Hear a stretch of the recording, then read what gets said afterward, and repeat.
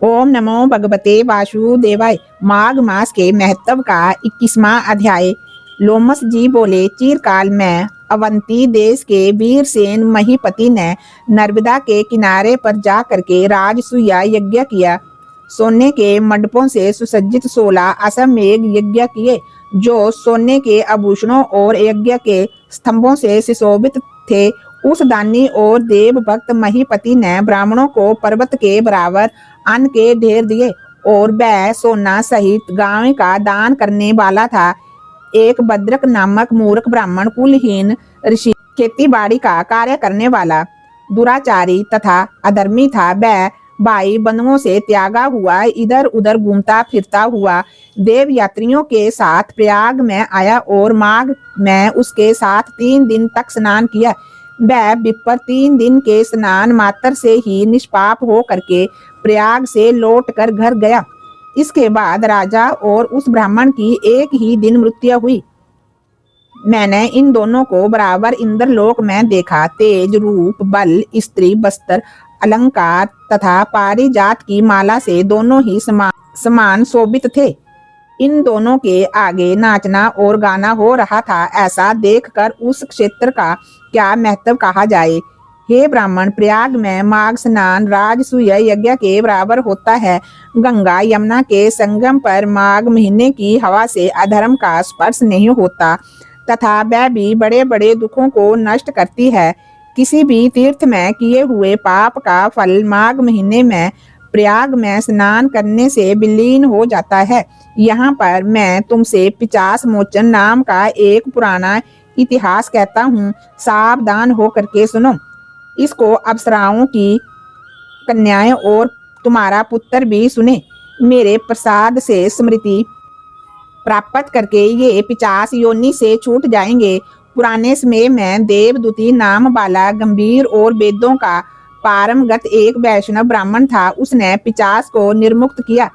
वेद निधि जी बोले, वह कहाँ का रहने वाला था, किसका पुत्र था और उसका क्या नियम था, किसने उसको वैष्णव बनवाया और किस पिशाच को उसने मुक्त किया। हे महामुनि, ये सब विस्तार पूर्वक कहिए। लोमस जी ने कहा, कल्पाक्ष से निकली सुंदर सरस्वती नहर के किनारे पर पर्वत के समीप में इसका रहने का स्थान था, जहाँ साल, ताल, तमाल, बेल, बगुला, इमली, चिरवेल, आम, चंबक, सुवर्ण, कोविदार, केसर, पीपल, तलिक, करिणकार, कुंभी, बावीर, सोलू, चंबीर, पीलू, गुल्लर, बैंत, खकोट, आड़ू, करहाट तथा बरगद के पेड़, गोटा, पलास, आकाश, जामुन, नीम, कंदव, खीरणी, करौंदा, बीजपुर, नारंगी तथा केले के पेड़ों के समूह से शोभ्यमान रस वाले नारियल, सदाफल, सप्तपर्ण रस वाले नारियल, त्रिपण, शिरीष, सुंदर आंवला,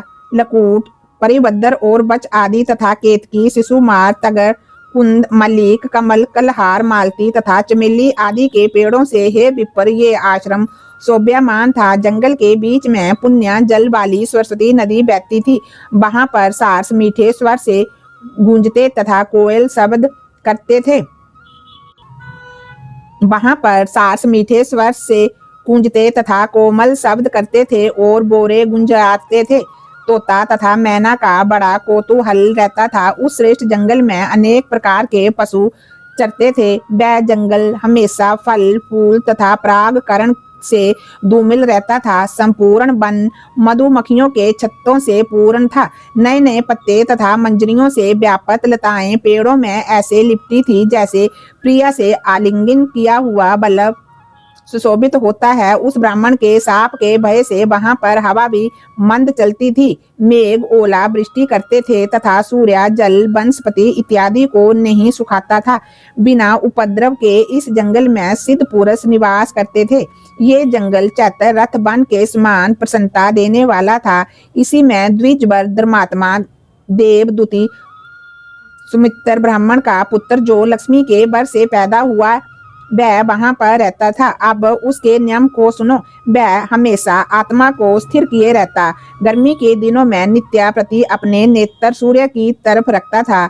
वर्षा के समय वह खुले मैदान में बैठ करके तप करता था। कठिन हवा चलने पर वह हिमालय पर्वत की तरह निश्चल रहता था। वह विपर हेमंत ऋतु में सरस्वत सरोवर में बैठता तथा शुद्ध जल का स्पर्श करके त्रिकाल संध्या उपासना करता था। पितर देव तथा ऋषियों को श्रद्धा पूर्वक प्रत्येक दिन तर्पण करता, अग्नि में श्रद्धा से होम करता था। चंद्रायण व्रत की विधि से वह हमेशा समय बिताता था। नित्य ब्रह्म यज्ञ करने वाला वह सत्यवादी और जितेंद्रिय था। घूमते घूमते थक कर विश्राम करता था तथा भगवान हरि की विनती करता था। अपने आप गिरे हुए फल और फूलों का भोजन करता था। बिना किसी प्रकार से वह तपोनिष्ठ वेद वेदांगों में पारंगत इस ब्राह्मण की नाड़ियां ही दिखाई पड़ती थी। उसकी केवल हड्डियां शेष थी। जब उसको तप करते हुए 1000 वर्ष व्यतीत हो गए तब उसके तप के तेज से वह पर्वत प्रकाशमान हो गया। जंगल के सभी प्राणी शत्रुता से रहित निर्भय होकर के साथ साथ रहने लगे। अब उसका दूसरा अन्य अति कठिन नियम सुनो। वह प्रतिदिन नारायण का त्रिकाल पूजन करता था। खिले हुए सुगंधित हजारों फूलों को चढ़ा करके वेद सूत्र की विधि से वह विष्णु के ध्यान में मगन रहता था, जिससे विष्णु भगवान अत्यंत प्रसन्न होते। दधीचि ऋषि के वरदान से ही वह श्रेष्ठ वैष्णव हुआ। एक समय उस मुनि ने माघ के महीने में एकादशी के दिन आनंद पूर्वक श्री हरि भगवान की सुंदर पूजा करके नम्र विनय किया।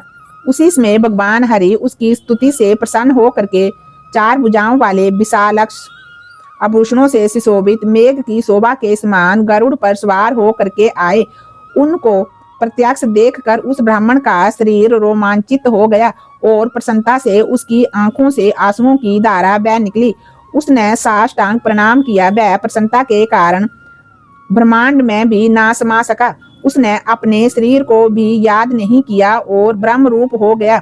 तब भगवान हरि ने प्रेम पूर्वक उस वैष्णव मुनि से कहा, हे देवदूती, मैं जानता हूँ कि तुम मेरे भक्त तथा मुझ पर आधारित हो। सब कर्मों को छोड़कर तुम जीवन पर्यंत मुझ में विलीन हो जाओ।